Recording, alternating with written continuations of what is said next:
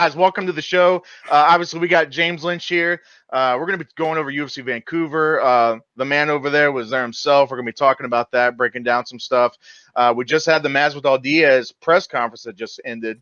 We'll be discussing that, all kinds of crazy stuff. But, man, James Lynch, it's been a while in the making, man. What's going on, buddy? Nothing much, man. Thank you so much for having me. I've been wanting to come on the show for a while. I know we've both been pretty busy, but we made it happen. We're here, and what a great time to come on. This card was in Vancouver last week, my hometown, so happy to talk about it. 100%, man. Yeah, we've been. I tell you what, I tell people all the time, and God, why don't we'll just segue into this, man. Is the other side of the fence, right? Obviously, and I would never compare the kind of stuff we do to the type of preparation that a fighter goes through and, event staffs. I'm by no means comparing that, but it is a grind. It's its own hustle, right? And man, like, I swear, dude, you're constantly putting stuff out. I'm envious of where you find the time to do everything you do, because like I've seen your grind, man. I can definitely appreciate the time you put in, and I know people, so a lot of people don't quite understand, but I see it, I appreciate it, and my hat's off to you, my friend.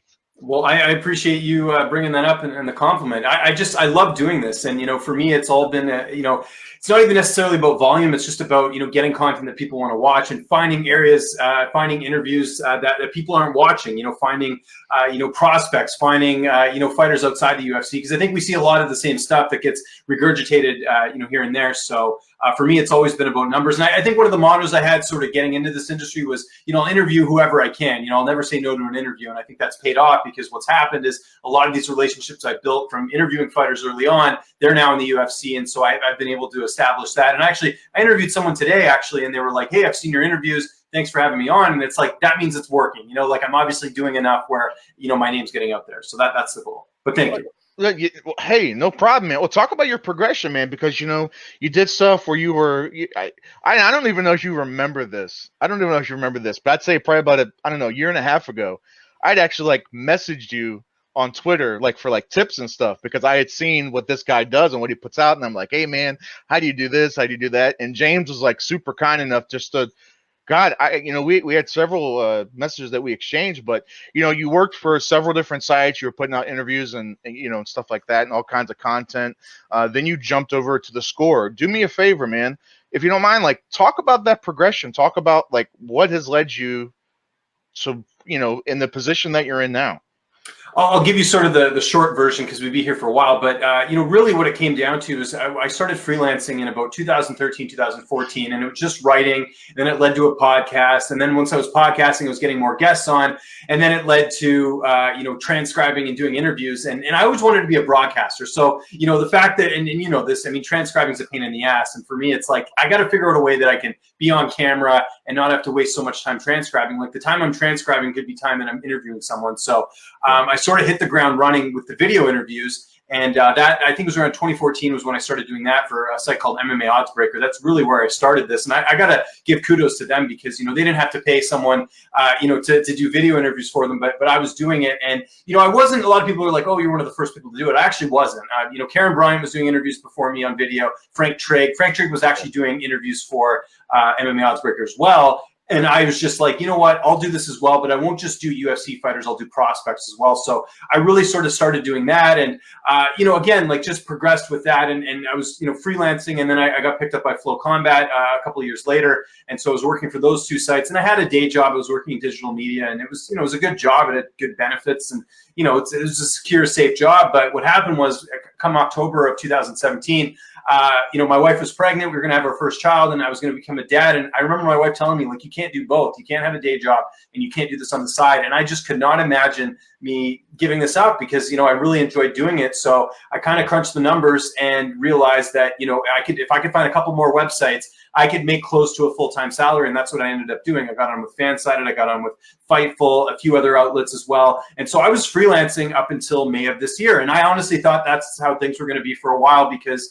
full-time jobs in this industry are few and far between. I know there's been a lot of movement this year, but if you look even a couple of years before, there just hasn't been a lot of people getting hired full-time. And the score kind of came out of nowhere. They messaged me, we talked. I wasn't even too thrilled about leaving the situation I was in, because I almost like the security of it, in the sense that, if I lose one freelance job, I'm still getting money coming in. If I work for one company and that doesn't go well, I'm out of a job, right? So, but they were really cool about it, and they were really buying into sort of my vision, which is, even though I'm technically a senior news editor, I am doing a lot of on-camera stuff still, and that was important to me because I had built this brand with my YouTube channel and with everything else, where I didn't want that to go away. So they've been super cool about everything. It's been awesome, and I say this all the time, like, I can't believe I have this job. I don't know how I pulled this off, but it's amazing, man. I love it.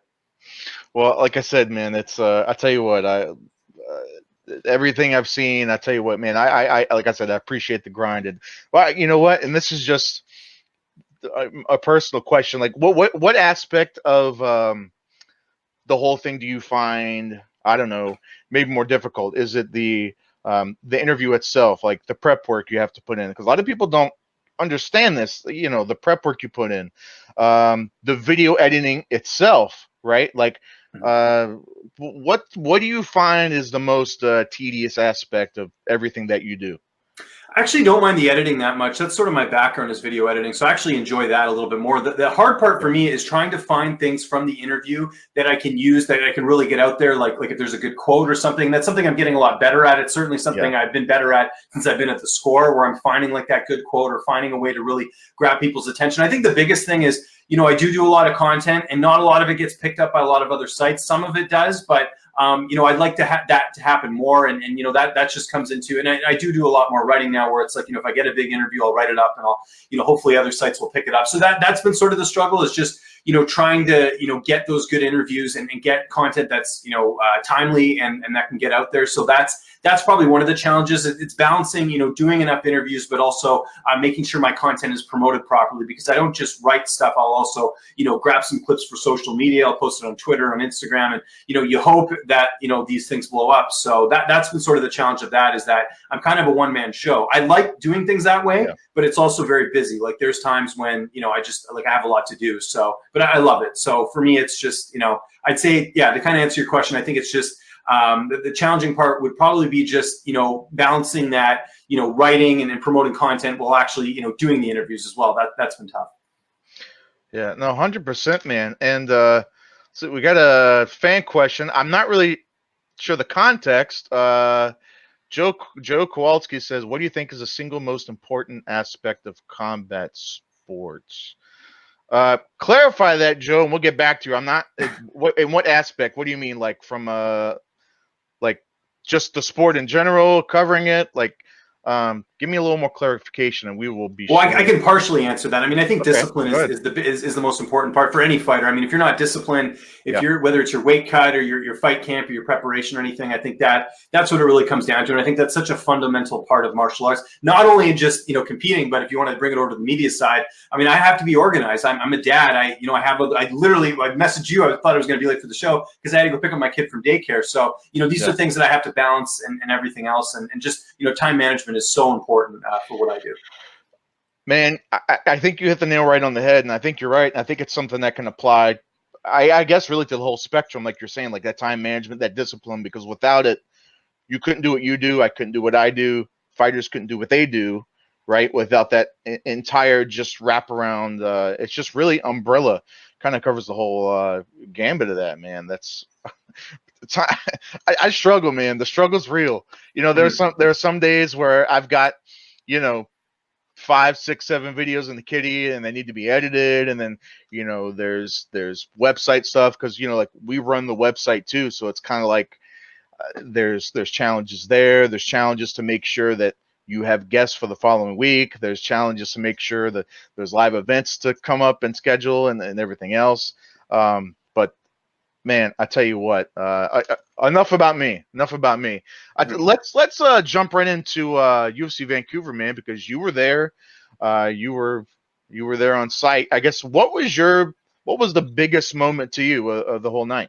It had to be Tristan Connolly. You know, that to me, and I have sort of a personal thing with Tristan Connolly as well, because I don't know if a lot of people know this. I actually called his last fight. I do commentary as well, so for a local promotion here called Rise FC. So I called Tristan's last fight, and I've interviewed Tristan for years. You know, he fought on the regional scene in Canada. He's won a couple titles. He fought for Unified, which is one of the bigger promotions in Western Canada. And so it was cool that I got to call his last fight. And you know, the performance he had at lightweight, I mean, that was a performance that should get him in the UFC. But I honestly did not think he was going to get on this card.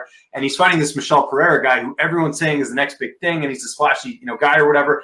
And I'll be honest, I didn't think Tristan was going to win. You know, he had good experience, but you know, fighting a guy who's twice your size on short notice, that usually doesn't fare well. You don't see guys come in there like that. And the thing with Tristan as well is, like, when we have seen upsets in UFC debuts, like I'll use Kama Worthy over Devontae Smith as an example, you know, that's a clear way where someone has, like, you know, one punch knockout power. Tristan doesn't have that. He's a grinder. But saying that, he was able to, you know, grind his way out and win a decision. And he knew that Pereira was going to get tired as the fight went on. And he ended up winning a decision. I mean, you should have heard the crowd in there. I mean, I've been to Canucks games. I've been to, you know, I've seen a lot of events at Rogers Arena. Tristan got one of the biggest pops I've ever heard. And it's just like, this was a complete unknown guy to most people in the MMA world. And here he is. Everyone's talking about him. He's on Ariel Helwani's show on Monday. For me, that was the coolest part. And I think when you look back on that event, yeah, the Gaethje knockout was awesome. And, you know, I'm not looking past that at all. But I think when you think of UFC Vancouver, you have to think of Tristan Connolly and what he was able to do basically overnight with one fight.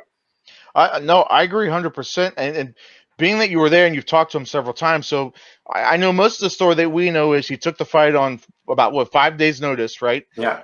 He was originally supposed to be in the corner for one of his guys, and then ended up being on the show itself. I mean, is there really any more story to that? I mean, like, what was the deal behind that, man?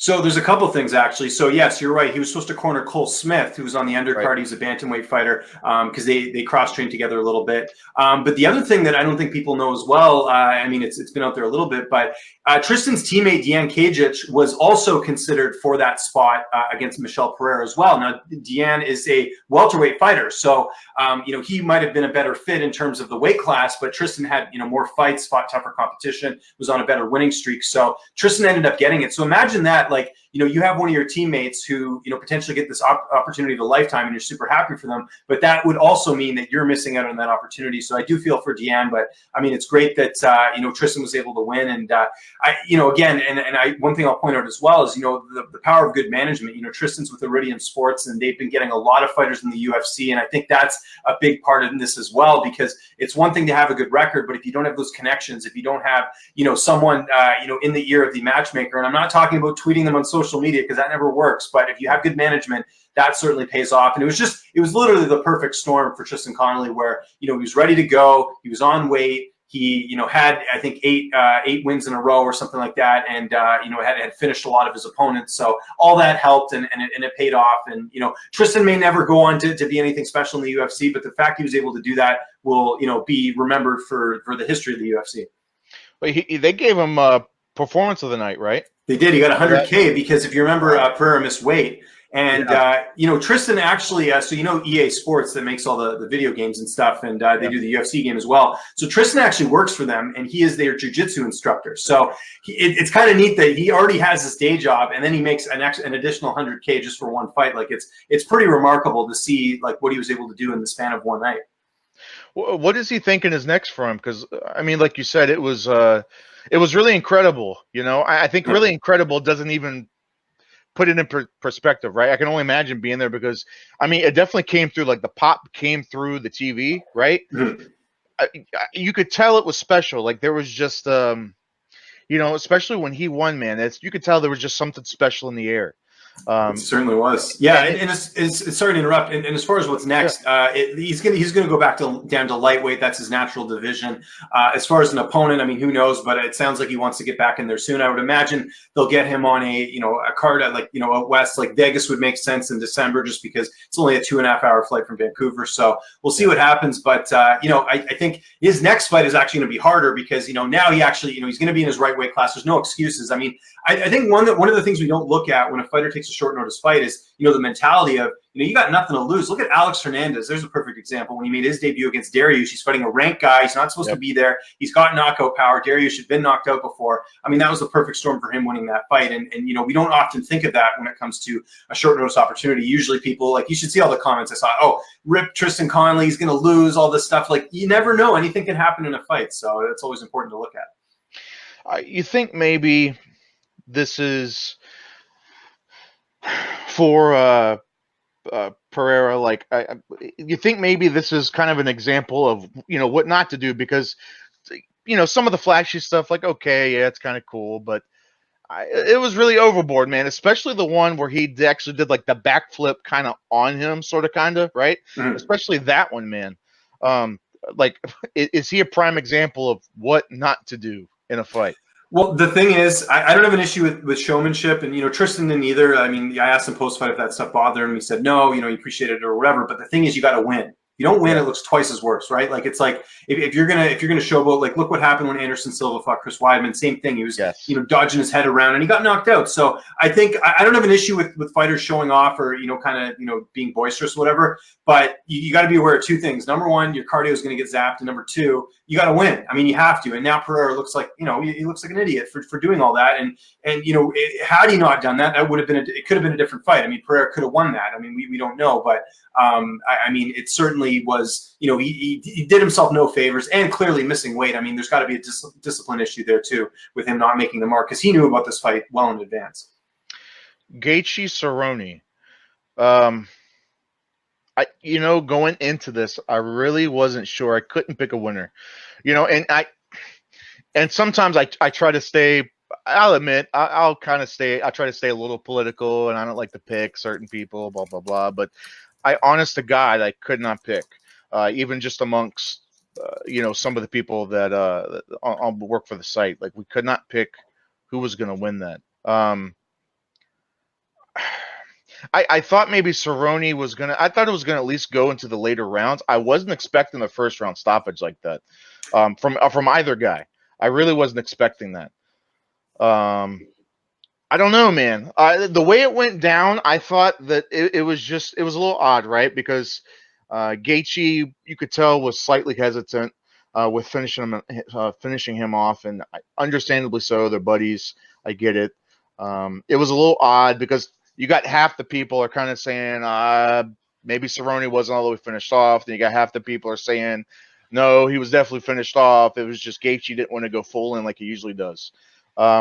What was your take, kind of, I guess, leading into the fight? Like, who were you thinking was going to pull it off?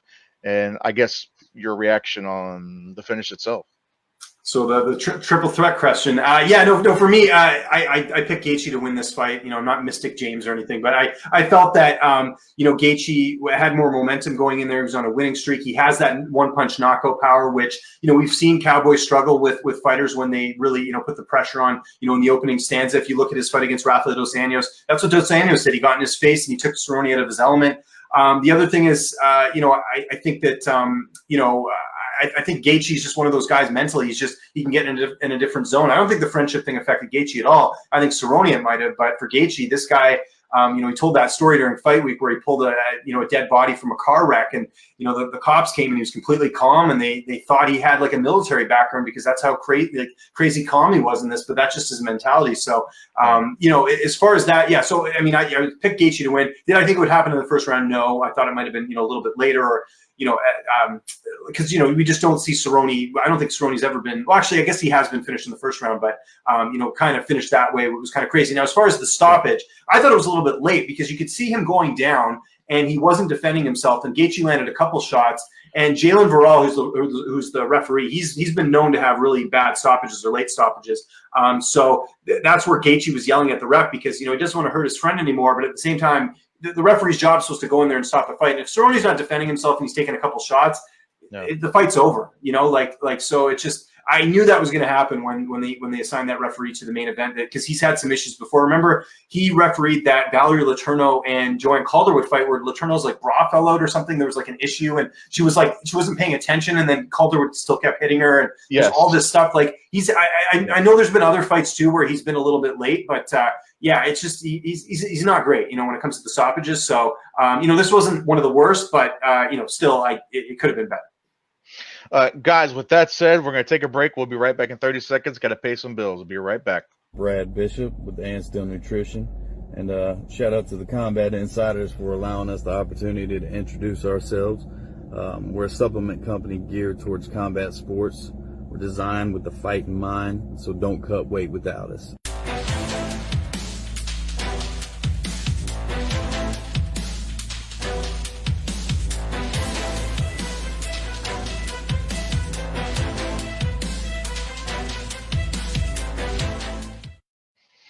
Boom, guys, welcome back. If you're just joining us, we are here with James Lynch talking about UFC Vancouver.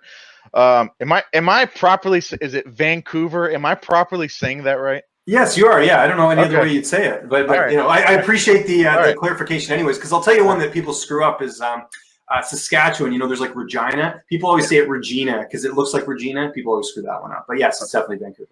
Fair enough. Before we get off the UFC Vancouver topic, and I almost kind of feel bad because like the medical reports came out for Todd Duffy, right? So the eye poke stoppage, right? Mm-hmm. At the time, I'll be honest with you, when I saw it initially, I'm like, man, that doesn't look that bad. It looks like he kind of took an easy way out. But then they're actually saying like, there's legit damage to the retina now. Like some actual medical reports came out. I kind of feel bad, but what were you thinking like when that actually happened? What was your thoughts on that? I did think he got poked in the eye, but I also will say that Hughes was turning the tide in that fight. I mean, Duffy was laying some shots in there. I thought he was going to finish Hughes. It almost looked that way. And then Hughes sort of came back and turned it on, and then he suffers an eye poke. And look, eye pokes happen. In most cases, it is a legit eye poke. I mean, I think I'm not going to throw any fights or any names out here. Don't want to get any Reddit threads made about me, calling fighters out. But, there has been there has been some instances where clearly they haven't been poked, and it's one of those things. But yeah, when I saw it, I thought that was an eye poke. And look, Todd Duffy's it's been a long road back to him for the UFC. I can't see him just going in there and quitting. If he didn't want to fight, he wouldn't fight at all. I mean, everything he's been through with injuries, this is not a guy who would just quit on a fight like this. So yeah, I mean, obviously Hughes was turning the tide, but I don't think he quit at all. Fair enough. I know some of the different shots and angles they were showing. Like, yeah, like it kind of looked like an eye poke, but it was kind of like, I don't know. I try not to question stuff like that because, like, who the heck am I? I'm just sitting on my damn couch. I'm a couch potato watching this. Maybe I shouldn't have any opinion on it, but just from the angles they were showing, it looked kind of weird, and it was like, I don't know, man. But no, I mean, fair enough. And with the medical report coming out, I actually kind of feel bad for even thinking what I thought. So, I guess moving on from UFC Vancouver, there's let's see, my list of topics. Oh, so they just announced Stipe versus DC3 was pretty much in the works, guaranteed as soon as Stipe comes back from his injury, whatever he's got going on. I'll start off with my 2 cents first on this. When after the second fight and after Stipe won, I knew there was going to be a third one. There was either, for DC, what's really left for him? There's the trilogy with DC. There's the trilogy with Jones that I'm not a huge fan of. The only way I would even want to see DC and Jones again is at heavyweight. I don't see Jones coming up to heavyweight for that. I just don't see it. I don't really see Jones coming up to heavyweight for the immediate future. Maybe eventually. Maybe once he cleans out, maybe Johnny Walker and Blachowicz and some of these other guys, maybe, but I just don't see it. I don't know, man. I don't know how I feel about the fight. Oh, God, I feel terrible, man, because I just don't see it. I think it's going to go the same way. I think Stipe is going to win the third one. I don't want to use the word, I hate to use the word lucky because I don't think there isn't a whole lot of luck. I mean, stuff's very strategic game planning, tremendous skill. So I don't want to use that and take anything away from DC from the first fight when he got that weird, they were in the clinch, pushed him away, got the knockout. I don't want to take that away from him at all. But I just don't see it. Stipe is a tough dude. He's a tough customer, and I think now that he's been in there and literally took DC's best shots. I mean, literally took his best shots and kept fucking coming. Was it the most impressive win? No, right? But he got the job done. I really think that's what it's going to be. The third fight, it'll be dirty, just like the second one. It'll be dirty. It'll be ugly. I think Stipe is going to get the job done and, retain the belt. And then after that, I don't know what's left for DC. I'll pause there. I don't want to keep going. I could keep going with that part, but what do you think about that? Well, I think this totally makes sense, because one of the things we have to remember here is we're not just talking about, DC losing a fight. It's like, we're also talking about who's the best heavyweight of all time. And I think this third fight will really determine that, because, Stipe, I feel he's been sort of disrespected. A lot of people, look at his body of work. I have a perspective on his body of work. I think it's incredible. These people that say that, Overeem was past his prime, or this guy's past his prime. I disagree. I mean, there's still guys, a lot of those guys that he beat are still in the UFC and still winning fights. So I think people disrespecting that are just, people don't. I feel like a lot of fans just don't translate to Stipe for whatever reason. And then as far as the fight itself, I mean, yeah, if I was scoring that fight, I would have had DC up 3-0 Yeah. And, Stipe was able to turn the tide with the body shots and get the knockout. I think he undersold the knockout a little bit there. I mean, he did finish DC, which a lot of people haven't been able to do. John Jones is the only one to do it. And even then, he had some issues with some stuff outside the cage. But, Stipe, he finished DC, and it was pretty incredible. But yeah, I mean, I think this is just so important for the landscape of heavyweight MMA, where, a third fight will really determine who is the best heavyweight, because all I was hearing leading into that fight is DC will get this win and he'll retire and he'll go off into the sunset. But Stipe Miocic had other plans, and I think that fight had to happen. And I think I think you're right about Jones. My theory with Jones is I think he's going to run through whoever he can at light heavyweight. And by the way, don't count out Corey Anderson against Johnny Walker. I see a lot of people doing that. I think that could be a very competitive fight, and a fight that could be very interesting if Anderson's able to get the takedown. But I think Jones will defeat a couple more guys at light heavyweight, and then he'll renegotiate a new contract, and then that's when he'll decide to go to heavyweight, because I think right now he's probably getting paid pretty well, but he could get paid even more if he goes up a different weight class and could sort of sell it as becoming a potential double champ, right? So I think that's what you'll see. Who's somebody, and I guess let's just divulge here, just who's somebody at heavyweight right now that you think could give Jones trouble, like right now? I think Ngannou can always give people trouble just with his knockout power. You never know. I mean, Stipe was able to survive, but you look at Curtis Blades, he lost to him twice. He knocked out Junior Dos Santos. I think Ngannou would be a very interesting matchup. I also think Anthony Rumble Johnson at heavyweight could be interesting too, just with what he did at light heavyweight and his knockout power as well. Yes. Like at some point, we've got to get Rumble Johnson and Ngannou at some point. Like to me, their power sort of cancels each other out. That one might end up being like a double knockout.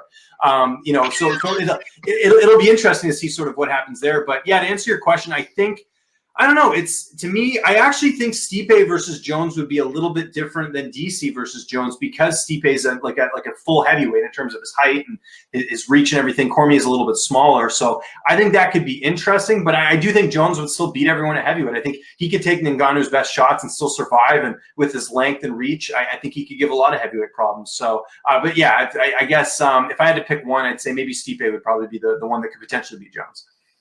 Interesting. I think his reach translates to heavyweight, because his reach is still he's fucking lanky. He's long as hell. I don't know, man. I don't know that withstanding that power, because like you said, with the exception, not to say DC doesn't hit hard, but Rumble Johnson, I was obviously a hard hitter, and hey, he's coming back, and hopefully I'm kind of curious to see how that pans out too. But I don't know, man. I don't know who else could translate the power like Ngannou. I think Ngannou touches him. I don't know, man. If Ngannou touches him, hell, if Stipe touches him, Derek Lewis, if he touches him, I don't know. Maybe like from an athleticism standpoint, Jones is probably, 9 out of 10 going to beat them, maybe just off of sheer athleticism. But if any one of these like top 5 heavyweights just touches him, I think it's a big difference in the translation of power from 205 to heavyweight. So I don't know, man. It's interesting to me. I don't see him. I don't see Jones going up there. I don't think his team really wants him to go to heavyweight. To be honest, I think he's comfortable at 205, which he should be. He's the 205 king. I wouldn't think less of him if he doesn't go to heavyweight, I because agree. he's got his throne at 205. He's earned that spot. Obviously, amidst all the controversy, it doesn't have to be rehashed, but everybody knows, all that. But that aside, right? He has cemented his spot at 205, and I don't think that him not going to heavyweight, it doesn't do anything to his legacy or question his, how good he is. I don't think it matters at the end of the day, just because he's so dominant at 205. I agree. But and also too, just to follow up on the point with the whole thing with the DC and Stipe, where I thought that was going to be the retirement right off into the sunset. I was one of those people. That's what I thought. I thought DC was going to prove a point and really out wrestle Stipe and just keep him on the ground, smother him, ground and pound him, or maybe even submit him. I thought that was going to be the show. I thought that was going to be it. And again, like you said, Stipe had his own idea. He had his own, right off into the sunset, and he had his own idea of what was going to go down. And I'm not particularly thrilled to see the third fight. Maybe I'm not in the majority. Like I said, I really think Stipe gets it done again. I think maybe we see Cormier retire on this one, but I don't know if his ego or his competitiveness will allow him to retire on a loss. I don't know, man. It's all interesting points, and it's all a bunch of what ifs, coulda, woulda, shoulda type of thing. But God, man, I just don't know. I don't know what I want to see a heavyweight right now. I don't think Stipe and DC is it. It'll be a competitive matchup, but like I said, Stipe is going to get it. I don't know what else is there. I don't know what else is there for Jones. I don't know what else is there for any of those guys. Let's move on from that. Let's talk about the press conference that just happened. Masvidal versus Diaz for the baddest motherfucker belt. Dana White did some clarification and said that it was indeed, he was making a legit title for this. Let me grab your thoughts on that real quick. Just that aspect alone, of there actually being some type of physical title. Is it too much? Is it cheesy? Is it justified? What say you, Mr. Lynch? I'm kind of in the school of thought, and I think a lot of people share this, that I don't really care about the belt. I mean, I think it's a nice thing to add on there, I guess, but this whole idea that the UFC's had for years, where they're fixated on it has to be a title fight for a pay-per-view, I think is ridiculous. I mean, I remember a couple of years ago when I covered that UFC Toronto card where it was Max Holloway and Pettis, and they had to make it an interim title because I think it was supposed to be, I forget who the original title fight was. I think that was Cormier and Rumble was supposed to be for the light heavyweight title, and they had to move that. So they bumped up Pettis and Holloway to being an interim title fight. And then they stripped McGregor, if you remember, and then Aldo became the champ. Like, all these things happen. And, I just don't get the fixation on it, because I honestly don't think it matters. Like, I don't think if there's a title fight on a pay-per-view, I don't think that's going to mean more pay-per-view buys. I'd like to see the research that suggests that. So that's the only reason we're getting this belt, because heaven forbid we have a main event without two titles. I think we're at the point with this sport where, it's an entertainment thing, and, to a certain degree, and it shouldn't, I don't think belts are, matter as much. Clearly they matter in terms of like divisions and this and that. But I mean, as far as the two names that are fighting in Masvidal and Diaz, I mean, that should headline on its own. It's like they're going to run into this problem when Conor McGregor eventually comes back, because he's gonna want to headline a card, and as he should. He's still one of the biggest names in the sport, and they're going to have to figure out a way to somehow have a title, because I doubt they're going to put him on free TV, and they're probably going to put him on a pay-per-view. And is he gonna like he's gonna have to fight for some sort of belt? Like, that's why they'll probably end up doing him and Habib or something dumb like that, because they're so fixated on this belt thing. So to get back to your original question, the belt thing doesn't matter to me, and it actually annoys me that the UFC is so fixated on this. I agree with you 1,000%. I think makes it the term sideshow comes to mind, but it just kind of makes it more of a circle. I guess on one hand, I guess I kind of get it because you're trying to make it bigger than what it is. But I think the fight is already big enough. I think the fans want to see it. I think the whole baddest motherfucker thing, like, hey, I I thought if it was going to be just like a moniker kind of thing, okay, great. It can be a moniker. Whoever wins is the baddest, whatever. But an actual physical belt being made that he's going to present, I think it's too much. And I rolled my eyes as soon as they asked him in the press conference and he was talking about it. I don't get it. I don't get, and I'll be honest with you too, and I've talked about this several times on this program about the fixation to me on like the Diaz's and the Masvidals. Like, I don't understand people. They hated me for I got so much bad feedback, but I don't really care. I don't get it. I don't get the whole Diaz and Masvidal fascination. They're entertaining, right? But like we're talking about, people hail them as like, especially Diaz. Masvidal is getting to that point now. They hail them as like, oh, you're the greatest fighter ever, this and that. I don't get it. The records don't indicate that. I don't understand. They're hit and miss with their fights. I don't understand where this fascination comes from. I get that they're entertaining. I will not take away that. I love watching them fight. So it's not like a personal thing. I enjoy watching them fight.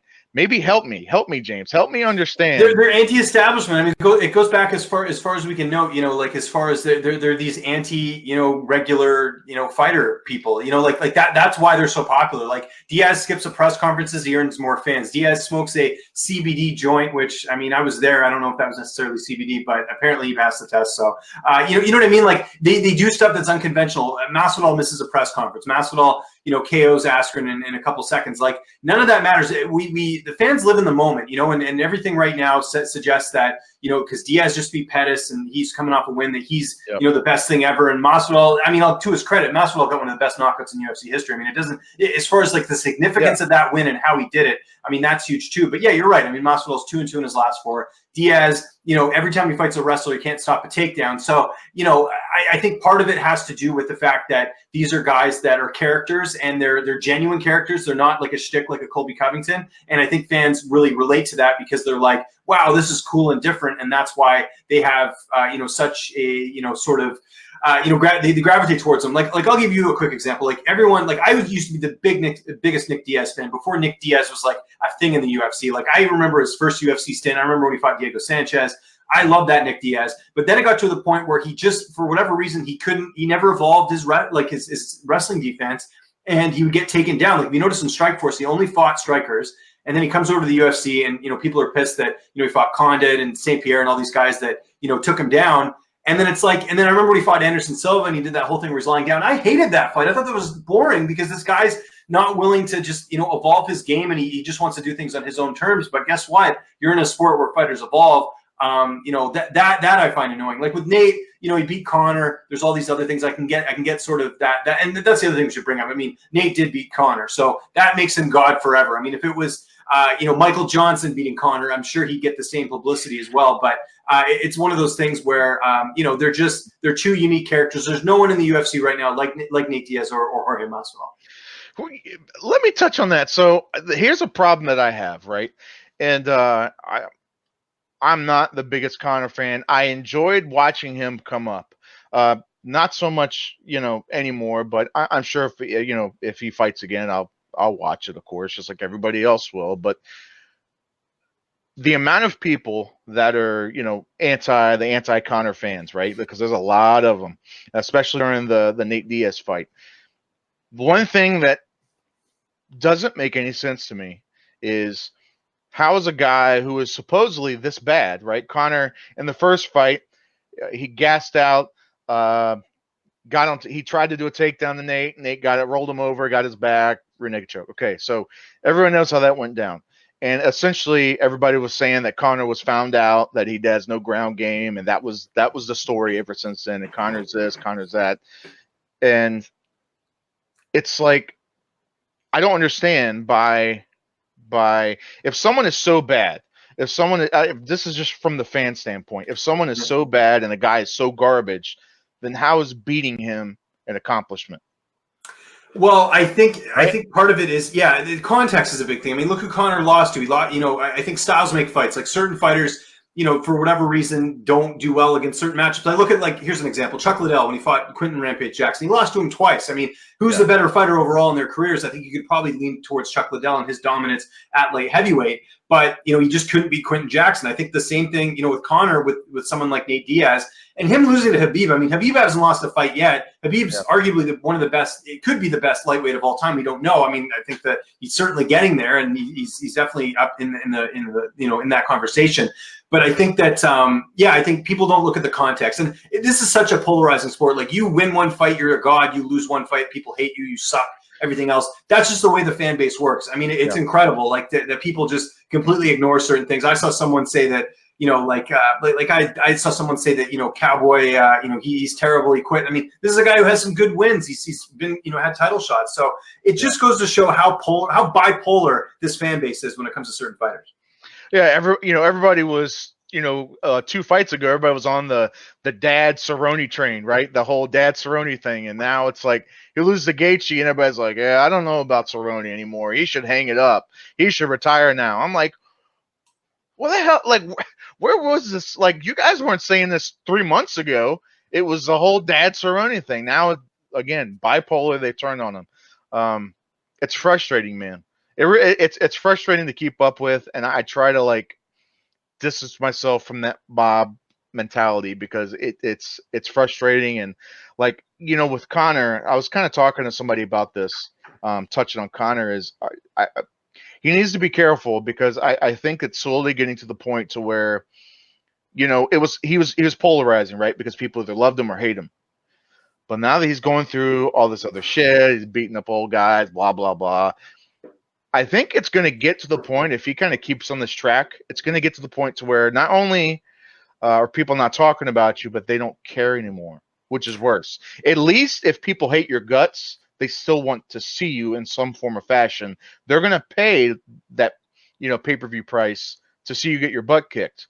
But if they don't care and they stop caring, that's where the real problems ensue. And I think maybe, I don't know, man. I think Connor, if he keeps on that path, he's gonna. Because I don't know. I don't want to see Khabib the Khabib rematch. I don't want to see it. Hardly anyone does. I mean, you watch that first fight; it was a dominant win by Habib. There's no reason to do that rematch. It wasn't like Habib caught him, and there's some controversy there. Like the DC and Stipe fight's a good example, right? Like DC caught Stipe. Stipe went on a dominant run, leading up to that fight. The rematch showed that Stipe could beat DC, and he did. That's an example of where you would do a rematch, but that you don't need to do a rematch. I've said this before. They got to be careful with Conor McGregor here as far as who he fights next, because I see him talking about Dustin Poirier and some of the other top fighters. I don't know if he beats Poirier.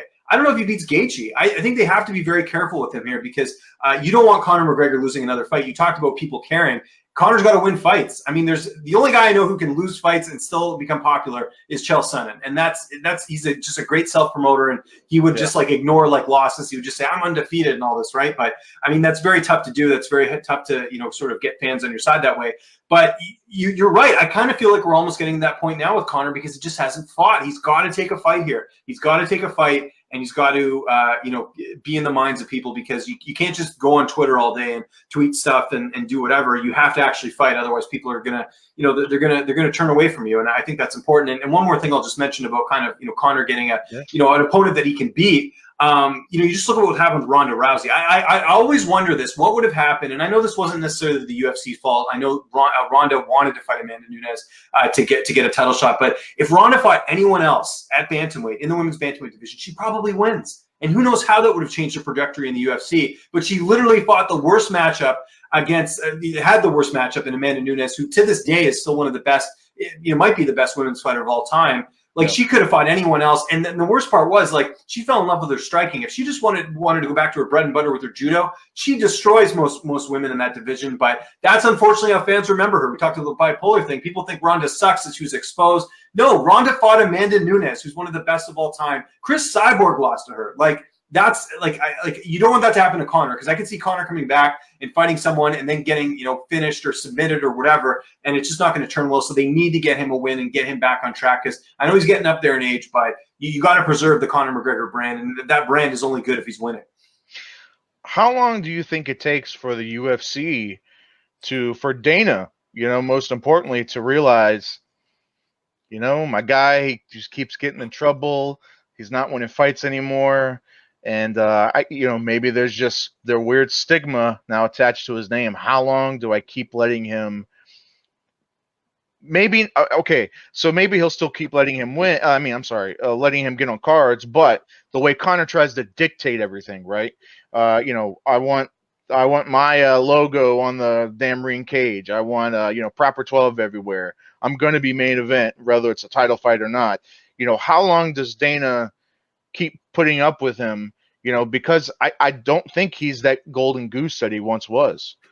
I think, well, first off, the bar has been raised extremely high from John Jones. I mean, they moved an entire card for him just to save a card and have him fight. Touche. So, and Jones has done all types of bad things outside the cage. So I mean that from that perspective, as far as his legal stuff and all that stuff, I think that bar is set pretty high. But yeah, if he starts demanding things, I mean, I think it's really they're going to have to take a hard look at their finances. Like, are they making money? Are they doing enough without Conor right now? Do they need him? That's what it comes down to. It's like, do they need Conor McGregor, or does Conor McGregor need them? That's what they need to figure out. And I think that will determine what they decide to do with him. Because if they're making money right now, they probably don't need McGregor, right? Like, they could just move on if they're doing well with Jones and whoever else they have making money for them. Then they'll continue to do that. But if Conor McGregor, the fact that you have guys like St. Pierre who sat out a couple of years and came back and fought, you have someone like Nate Diaz sat out a couple of years and came back and fought. That just goes to show how much of a leash they're giving certain fighters. But yeah, I think it's going to depend on if they need Conor. And I think in most cases they do, but we'll see. It seems like they've had a pretty good year without him. Correct me if I'm wrong, and I'm going to make a WWE comparison here, and I know you're kind of like a wrestling fan, right? Casual fan, yeah. I watch it growing up, so I can appreciate it, yeah. Okay, so you'll appreciate the comparison. So, correct me if I'm wrong. So, maybe even 5 years ago, you had 1, 2, or 3 guys that was carrying the banner, right? Your Anderson Silva, your GSPs, your John Jones, your Chuck Liddell, if you want to go back a little further, right?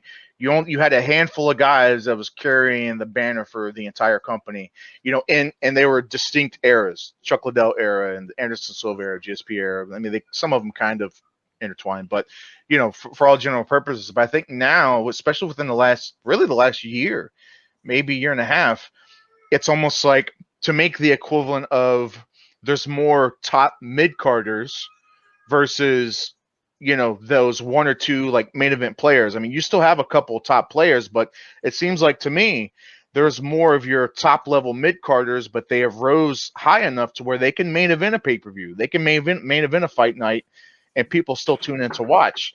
And so instead of depending on 2, 3 guys, I think there's probably close to a dozen, maybe 15 people that I think could headline a pay-per-view or a fight night any given week. What does that make sense? Does that compare? No, it does. But I think they have to do that because they do too many cards. I mean, they do cards every week now. I mean, I think we're in a stretch right now where I don't even think we get a break until Christmas. As far as it goes. So they kind of have to do that. They've been lucky in certain situations, like Cowboy. I know was a big deal to headline the Vancouver card, and I know the tickets, as far as I know, sold very well. So that works out. But I'd be curious to see the ticket sales on this weekend's event in Mexico City with Yair Rodriguez and Stevens. Those aren't huge names; they're decent names, but are they enough to headline a card?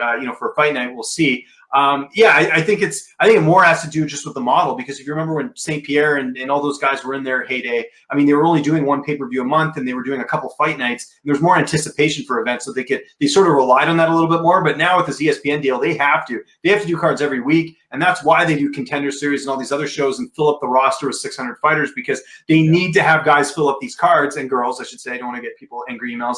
It's one of those things. So I think they sort of have to figure out different ways of putting. Look, we had a main event not that long ago that people were outraged about, Duran Duranemy against Aspen Ladd. Yeah, I mean, those aren't really household names. Duranemy is a former UFC champion, but that's what you're going to get when you have so many cards. They have to do it. Big fan of both of those girls. Oh, me too. Yeah, me too. Duranemy. But guys, we're coming up on our hour, so we're going to kind of wrap it up here. James, do me a favor, man. Tell people where they can find you, and give them all your information. Well, it's really easy. Your listeners can check me out on Twitter and on Instagram at Lynch on Sports. That's Lynch. And the big thing I got to point out here, if you guys want to check out all my interviews, all the content I'm producing for The Score, just go to our YouTube channel. We're really growing that. We started this when I took over the job about 4 months ago. We're hovering on about 9,000 subscribers. Want to hit that 10,000 subscriber mark. So you can find all my work there, youtube.com/The Score MMA, all one word. And that's the best way to check out all my content. Go to his channel. If you're watching, go to his channel, hit the subscribe button. Let's get him to that 10K mark, guys. Let's do it. 10K, I believe. Mr. James Lynch, I appreciate your time so much, sir. It was an absolute pleasure getting you on. Like I said, it's been a long time in the making, and it was definitely worth it. Don't be a stranger. Come back anytime you want. We appreciate you. Hang out. We're gonna go ahead and hit the end bumper here. But guys, once again, hit the smash the like button, subscribe button. You know what to do, all that good stuff. Check out our new and improved combatinsiders.com. James Lynch, hang out just a second. But guys, that was our show. I'm Josh, and you're watching Combat Insiders Live.